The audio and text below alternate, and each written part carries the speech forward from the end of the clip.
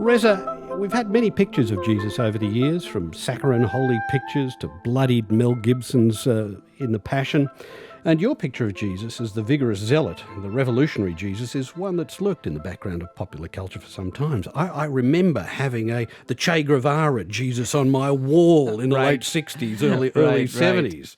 But this picture is shared by very few biblical scholars. What led you to the conviction that this was probably a picture that had some coherence and was worth pursuing? Well, partly it has to do with the fact that we know so little about Jesus of Nazareth. I mean, when you remove the Gospels, the Christian writings from the equation, we know almost nothing about him. We know that he was a Jew.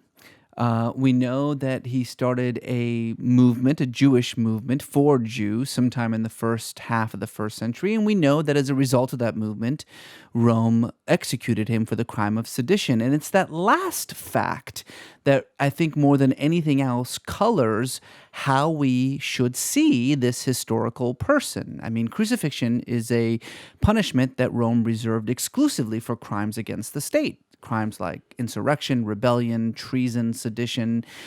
In other words, if Rome thought that you were enough of a threat to the stability of the empire that they hunted you down like a criminal, tortured you, and nailed you to a cross, then there was probably something about you that was somewhat, revolutionary, somewhat of a troublemaker. And that really became the starting point to figuring out who this man was, what made him so dangerous, and why we still care about him today.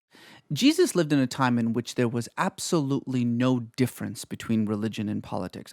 So far from thinking of this as a political look at Jesus, what this book really is a reminder to us all of something that we should already know, which is that every seemingly religious word that came out of Jesus' mouth had clear political connotations, unmistakable political connotations. And this is a reminder of what those connotations were. In fact, the very phrase, "I am the Messiah," is about as political and revolutionary a phrase as you can get. Messiah means the anointed of David. The principal task of the Messiah is to reestablish the kingdom of David on earth, to usher in the rule of God. Well, if you're claiming to be ushering in the rule of God, you're claiming to be ushering out the rule of Caesar, and that is treason, which is why every single Jew who stood up in the first century and said, "I am the Messiah," and I write about a dozen of them who did so besides Jesus, every single one of them was killed for doing so. You're a Muslim, so why did you write a book about the founder of Christianity?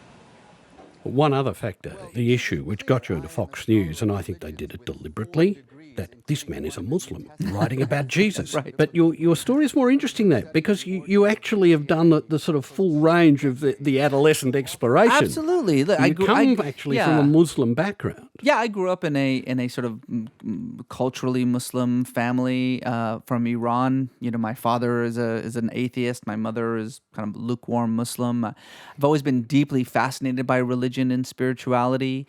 Partly because of my experiences of revolutionary Iran and recognizing the power that religion has to transform a society for good and for bad. When I was 15 years old, I went to an evangelical youth camp with some friends and heard the gospel story for the first time, was transformed by it, converted to a particularly conservative brand of evangelical Christianity. And then spent the next few years preaching that gospel. When I went to university, that's part of the reason why I decided to study the New Testament for a living. But of course, it did not take long for me to realize in my studies that most of what I thought I knew about Jesus was incorrect, that there was this great gap between the Jesus of history and the Christ of faith. And frankly, I became more interested in the Jesus of history. He became more real to me, more appealing. And so while I left Christianity, I continued my studies in the historical Jesus. And then when I graduated from college, at the encouragement of the priests, the Jesuit priests, and people love hearing this part, began to study the faith of my forefathers and found in that a set of symbols and metaphors that made more sense, that were aligned with what I already believed about God and man and the relationship between creator and creation. And so I often say I had an emotional conversion to Christianity and then a sort of intellectual conversion to Islam. There's an incredibly interesting book by Stephen Prothero, professor of religion at Boston, who called American Jesus, which he says, look, every generation shapes Jesus in their own image. I would put it slightly differently. I would say that that's how every individual or every society tends to shape the Christ. And that's truly the difference between Jesus the Christ and Jesus of Nazareth. Jesus the Christ is an infinitely malleable character. He can take on any ethnicity, any culture, any politics, any view that the worshiper himself has. But the Jesus of history is frozen in place. And while it is difficult to get to him, it's not impossible as long as you keep him in the context of his world. There is no single more important fact to know about the Jesus of history than this: he was not a Christian. The Jesus of history was a Jew preaching Judaism to other Jews. And if you want to know how to interpret his message, then you have to interpret it through Judaism, not through Christianity. Why then would he use the Samaritan as an exemplar? And many scholars traditionally have seen this as being linked to another of the great sayings about my neighbour. Who is my neighbour becomes the question in this. That's right. And that's where the universalisation of this comes in. In Christian tradition, you're That's saying, right. no. In Jewish tradition, your neighbour is different. Jesus is teaching Torah-based teachings. And indeed, that particular section in which the question of who is my neighbor is actually from Leviticus. And Leviticus makes it very clear who the neighbor is. The neighbor is the rest of the Jewish nation. When Jesus is preaching about how to treat your neighbor, he is not referring to other ethnicities, other religious groups. Neighbor to a Jew means another Jew, particularly in the nation of Israel. So again, this becomes the key. When you put Jesus in his context, the context is Judaism and nothing else. Remove him from the context, and now you have Christian theology involved, and Jesus was not a Christian. Well, let's keep him in the Jewish context for a moment and explore the next stage of what people have read as a universalising, and that is this idea of the kingdom of God. And here is where religion and politics collide. Yes, absolutely.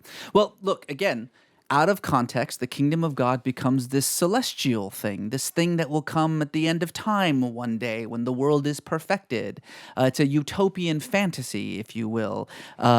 But again, when a first century Jew hears the kingdom of God, what he hears is something very real, very physical. As a matter of fact, the concept of the kingdom of God existed before the Roman occupation when you had a Jewish king and priesthood. When Jesus talks about the kingdom of God, he is talking about an actual kingdom, a real kingdom, a thing that exists on earth. He describes that kingdom in very stark terms. He talks about it as a new kind of social order, one in which those on the top and those on the bottom will switch places. That is what the Beatitudes are all about the poor and the meek and the hungry and the ones who mourn, taking the place of those who rejoice and who are fed and who are wealthy. But this is a kingdom within Judaism, of Judaism, for Judaism. This is a kingdom of Judaism, for Judaism. Now, there is a very good scholarly argument made, and it comes from the Hebrew prophets, that says that when the kingdom is established, finally, the 12 nations of Israel are reestablished, which is why there were 12 apostles. Each one of them, Jesus says, will sit on a throne, each one of them representing the 12 nations of the reconstituted kingdom of Israel, which is what Jesus was talking about. When that happens, then Gentiles can join the kingdom of God, but not until the kingdom of God is established by Jews for Jews. Reza, let's talk for a moment about that key few days. Christians associated and linked to the Jewish Passover.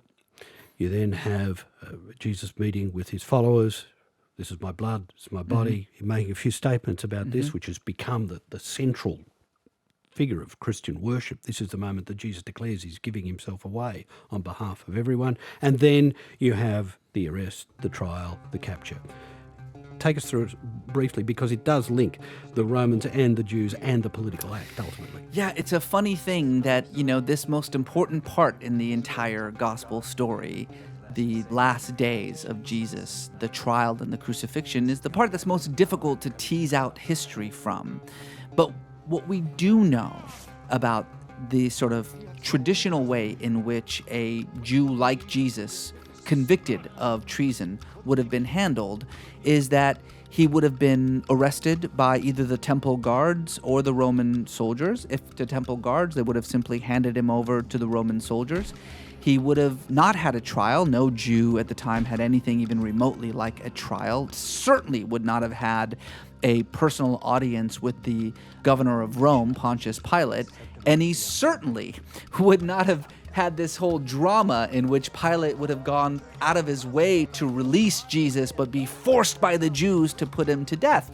We know a lot about Pontius Pilate. He was the second longest serving governor in Jerusalem. This was one of the most brutal, bloodthirsty governors in the history of Jerusalem. This was a man who, on a regular basis, sent his troops out onto the streets of Jerusalem to slaughter the Jews, sometimes in their beds, when they disagreed with even the slightest of his decisions. This is a man who sent so many Jews to the cross without trial that a formal complaint was lodged against him in Rome.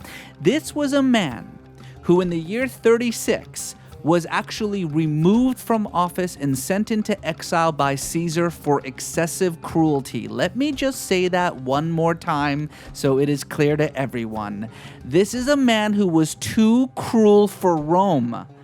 The notion that he would have spent a second of his time pondering the fate of yet another Jewish rabble-rouser, let alone that he would have gone out of his way to do everything in his power to free this man that he was convinced was innocent, but then was just absolutely pressured by the Jews to put him to death, it just defies the imagination. It's about the most unhistorical part of the Gospels that we have. Reza Aslan, we've run out of time. You've opened up a field in which the discussion will not cease.